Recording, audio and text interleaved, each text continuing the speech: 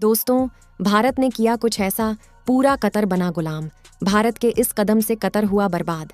अब कतर का तेल और गैस गया तेल लेने, भारत ने सब कुछ कर दिया बैन। अब जाकर कतर की अक्ल आई ठिकाने। क्या अब 8 एक्स इंडियन नेवी अफसरों की होगी रिहाई? दोस्तों, कतर कितना भी उछले, उसका बागडोर तो भारत के हाथ में ही है।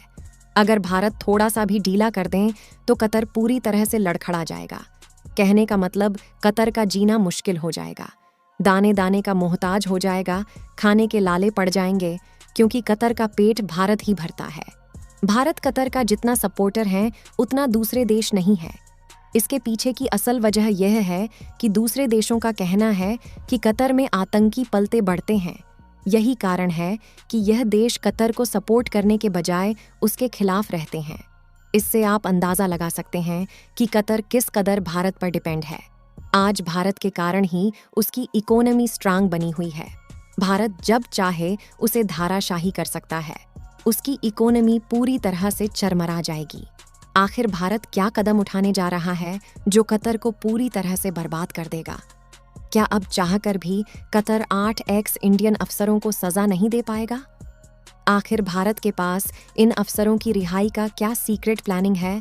तो दोस्तों, सारे सवालों का जवाब इस वीडियो में आपको मिलने वाला है, तो वीडियो को ध्यान से ज़रूर देखिएगा। दोस्तों, अगर अफसरों को रिहा होते हुए देखना चाहते हैं तो कमेंट बॉक्स में जय हिंद लिखना मत भूलिएगा। दोस्तों, कतर ने 8 एक्स इंडियन नेवी अफसरों को मौत की सज़ा सुनाई है। कतर के इस फैसले से मोदी आग बबूला हो गए हैं। मोदी ने कतर को कड़ी चुनौती देते हुए ऐसी बात कह दी है कि उसकी रूह कांप गई है। दरअसल दोस्तों, कतर की अदालत ने जिन 8 भारतीयों को मौत की सज़ा सुनाई है, वे सभी भारतीय नौसेना के पूर्व अधिकारी रह चुके हैं। ये अधिकारी पिछले साल अगस्त से ही कतर की जेल में बंद हैं। हालांकि उनका क्या गुनाह है, अब तक ये पता नहीं चल पाया है, क्योंकि ना तो भारत और ना ही कतर की अधिकारियों ने उसके खिलाफ आरोपों को सार्वजनिक किया है। जबकि कुछ मीडिया रिपोर्ट्स में दावा किया जा रहा है कि 8 भारतीयों को जासूसी के मामले में गिरफ्तार किया गया था। अब सवाल उठता है कि आखिर की 8 भारतीय कतर में क्या कर रहे थे? दरअसल, कतर की अदालत ने जिन 8 भारतीयों को फांसी की सज़ा सुनाई है, वो वहां अल Zahira अलमी consultancy and service S नामक कंपनी में काम कर रहे थे। ये सभी भारतीय नौसेना के अधिकारी रह चुके हैं और कंपनी ओमान के एक उद्योगपति की है। कतर की पुलिस ने इन भारतीयों को इस आरोप में गिरफ्तार किया है कि वो इजराइल के लिए जासूसी कर रहे थे। इजराइल कतर को फूटी आंख नहीं सुहाता है।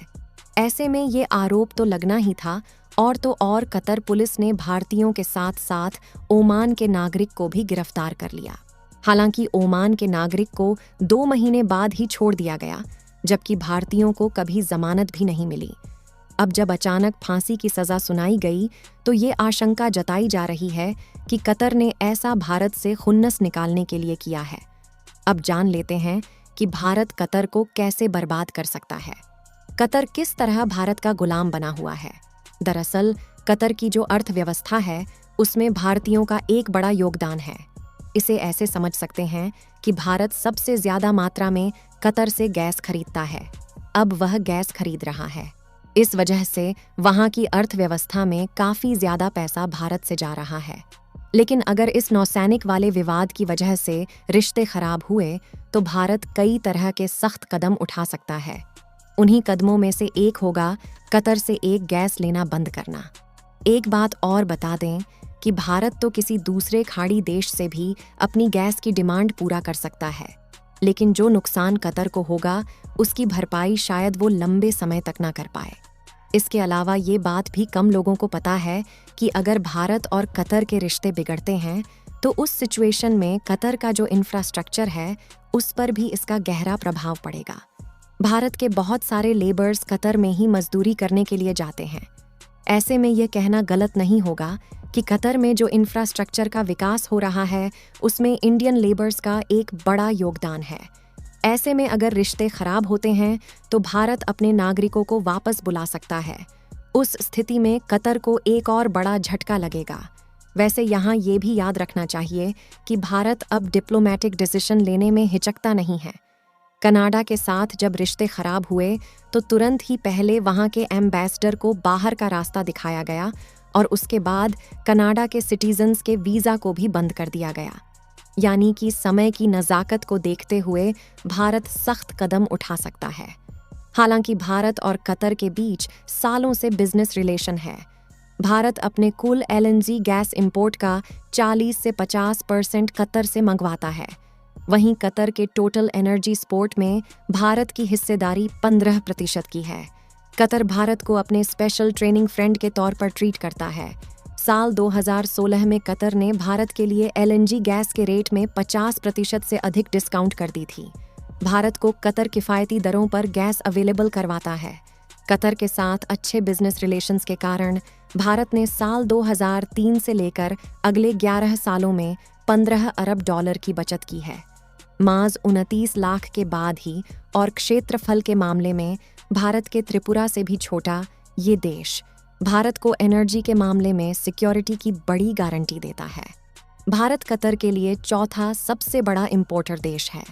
भारत कतर से नेचुरल गैस, इथेनॉल, LPG, उर्वरक, रसायन और पेट्रोकेमिकल्स, प्लास्टिक और एल्यूमीनियम खरीदता है। 2021-22 में भारत और कतर के बीच 15.3 अरब डॉलर का कारोबार हुआ। साल दर साल इसमें 63% की बढ़ोतरी हुई है। 2021-22 में भारत ने कतर से 5.9 अरब डॉलर का नेचुरल गैस खरीदा। नेचुरल गैस के लिए भारत की डिपेंडेंसी कतर पर है। वहीं भारत कतर को अनाज, गेहूं, copper, iron, steel, vegetable, plastic product, construction, material, close garments बड़े लेवल पर इंपोर्ट करवाता है। फूड सप्लाई के मामले में कतर देश काफ़ी हद तक भारत पर डिपेंड रहा है। साल 1995 से लेकर 2020 तक भारत से कतर को एक्सपोर्ट 29.3 मिलियन डॉलर से बढ़कर 2020 में 1.34 बिलियन डॉलर हो गया है। यूक्रेन युद्ध के बाद जब भारत ने गेहूं के एक्सपोर्ट पर बैन लगाया तो कतर पर तगड़ा झटका लगा। दरअसल कतर पानी की कमी वाला देश है। ऐसे फूड आइटम्स के लिए वो इंपोर्ट पर निर्भर है। Qatar chamber of commerce and industry के मुताबिक 6000 से अधिक छोटी बड़ी भारतीय कंपनियां कतर में कारोबार कर रही हैं। कतर की कैद में बंद भारतीय नौसेना के 8 पूर्व कर्मियों को कतर की अदालत ने गुरुवार 27 अक्टूबर को मौत की सजा सुनाई। भारत ने कहा है कि वह खाड़ी देश के इस फैसले से बेहद हैरान है। भारत सरकार ने साफ कर दिया है कि वह इस मामले में सभी कानूनी विकल्पों पर विचार कर रहा है। सबसे ज्यादा हैरानी वाली बात यह है कि कतर के साथ भारत के रिश्ते अच्छे माने जाते हैं। हालांकि इसके बाद भी कतर ने 8 भारतीयों को मौत की सजा सुना दी है। विदेश मंत्रालय की तरफ से गुरुवार को कहा गया कि कतर की अदालत के जरिए मौत की सजा सुनाए जाने के फैसले से हम स्तब्ध हैं। परिवार के सदस्यों और कानूनी टीम से संपर्क किया जा रहा है। सभी कानूनी विकल्पों को भी देखा जा रहा है। भारत ने ये भी साफ कर दिया है कि वह कतर की कैद में बंद भारतीयों को राजनयिक परामर्श देना जारी रखेगा। दोस्तों, आपको क्या लगता है कि कतर की कैद में बंद भारतीयों को छुड़ा पाएगा मोदी? हमें कमेंट बॉक्स में लिखकर ज़रूर बताइएगा। साथ ही अगर आपको ये इन्फॉर्मेशन और वीडियो पसंद आई हो तो मेरी एक छोटी सी रिक्वेस्ट है कि नीचे दिए गए सब्सक्राइब बटन को प्रेस कर बेल आइकन को ज़रूर दबा लें, जिससे हमारी डेली वीडियो आप तक सबसे पहले पहुंच सके। मिलेंगे हम आपको एक नई और इंटरेस्टिंग वीडियो में। तब तक के लिए वंदे मातरम। भारत माता की जय।